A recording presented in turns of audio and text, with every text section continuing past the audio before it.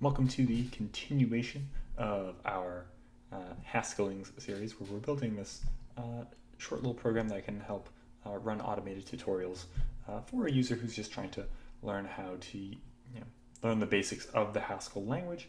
And in this week's episode, we're going to implement the watcher. So we're going to implement a very basic system that can essentially listen in as a user is modifying files and just run commands appropriately in response to that. Because as we remember, when we were using rustlings, we would change our file and then it would go ahead and recompile the file and show us the results. And that's basically what we want to do here as well. Remember, we implemented sort of the exercise runner at a basic level, so you could run a single exercise, but now we want to do it in this sort of online way. So most of our work is going to be in this watcher module that we've got here. A couple changes from last week that I'm going to highlight. We have this utilities module, and this just does some basic file path utilities like finding the base name of the file path, telling us whether or not a file is a Haskell file, and then essentially dropping the .hs extension from that file so that we can just get the module name. And then we've also taken some of the code from our run exercise, and so this compile exercise, this just takes our project root, the GHC path, and goes through the process of running the GHC command on that exercise file so that we can see whether or not it compiles. And then in our main function, we just updated it so that it also has this watch portion so that it knows to watch the exercises for us. And so this is the function that we'll ultimately be implementing. We do want to get familiar with the system.FSNotify, file system notify library, because that's essentially the key to our success in this process. Let's just go to the Haskell docs really quick.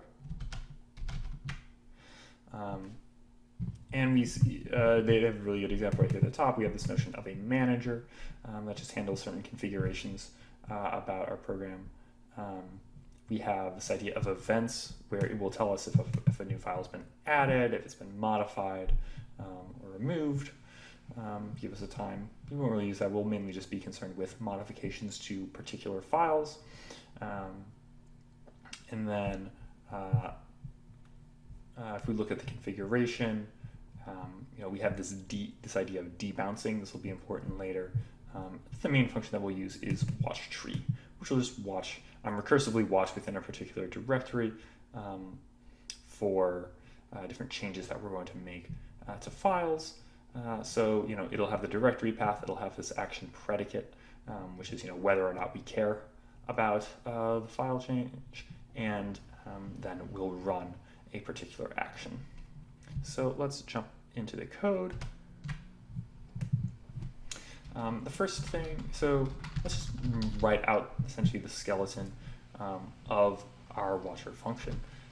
So this, as with running exercises, we do need to essentially check the project root path and the path to our GHC executable. So this will be inputs to our function.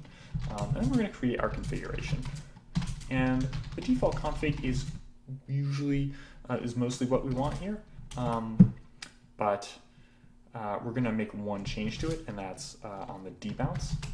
So debouncing essentially means if the same file changes in multiple, if there are multiple events for the same file within a particular time frame, we're just going to condense those into one change. And we're just going to say that that's only within 1 second. By default, it's 1 millisecond, which is, when I found in my experiments, that was that was too short. I was getting multiple events just for changing the file once. Whether that's a thing with Vim, I don't know, but I found this configuration works a bit better. So then we're going to say with manager conf, so we've changed our configuration, we'll pass it in, and this just gives us a manager argument. We don't need to worry too much about it, except that we're just going to use it in our watch tree command. And so the directory we want to watch our exercises directory. So it's going to be project root /exercise. exercises. So that's the directory we're going to be watching. And basically the rest of this is we're going to use our helper functions. We want an action predicate. So whether or not we really care about a particular change to a file. Like if the user adds a completely new file, we shouldn't do anything in response to that. We should only care about the particular set of exercises. And that's going to be encapsulated by our should check file function right here. And then we need to determine the actual action that's going to take place. And that's our process event function down here. Process event is going to need to take our it's going to need to take our project root and the GHC path as arguments. But then, the resulting type signature is something that takes an event and produces an IO action. This is when we're going to be compiling the exercise. So we're going to watch the tree, and then for right now, we're just going to essentially let the main thread sort of hang until it's canceled with Control-C. Just have it, to sit there and pull every second. But this watch tree is basically where the main action is. So let's go ahead and implement these two functions. Now remember, the event had a few different constructors. There was the added file, removed file, but we only really care about the modified file. And these two other fields that we don't really care about. And so this is our predicate. This is determining, okay, is this one of our exercise files? So the first thing we should ask save is Haskell file. And then we also, one thing I didn't show, so we have our exercise list right here. I moved that to a common directory. So right now we only have one exercise, obviously. And there's a little bit of redundancy. I'll probably address this at some point, but we have types 1 is the name of the exercise, and maps to the directory that it lives in, which is types. And then we have, types 1. We can sort of derive the Haskell file name from the exercise name, but we'll do that later. And so we only care about this event if we take the Haskell module name, that needs to be a member of that map. So that's, if these two conditions are met, then we do care about this file change action. And then every other constructor for the event, we do not care about. So we're just going to say false. And now we just need to determine how we're going to process the event. And so we'll say config paths. This is our project root and our GHC path. And then again, we only care about modified events, which is, it has already sort of filtered this out, but again, we're going to explicitly list the other cases where we don't really care.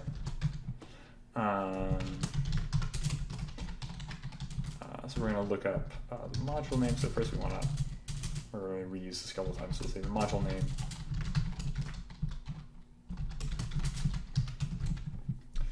And again, that's looking at the end of the file. We'll get types1.hs, and Haskell module name reduces that just to types1. So we'll look that up in our exercise map. And again, this nothing case shouldn't really come about given the way our predicate is using, but it doesn't particularly harm us to handle this case.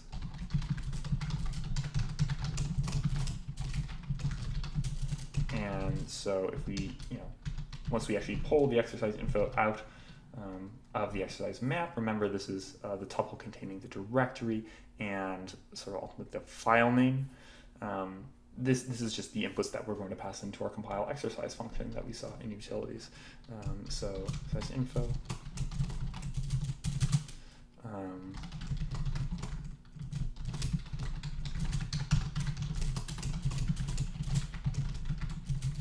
And yeah, let's go ahead and use this, the compile exercise function.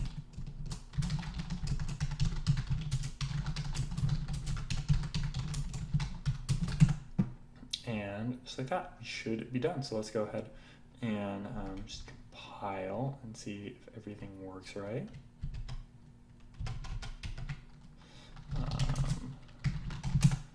If I'm making mistakes here.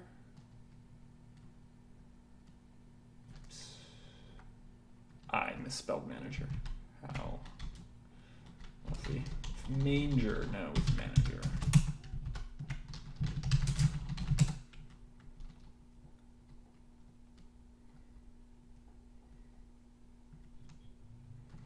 All right, looks like that is working.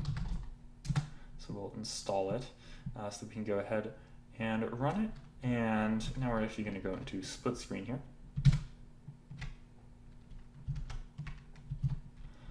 Because we have on the right side, we're going to start making modifications to our types1 file here.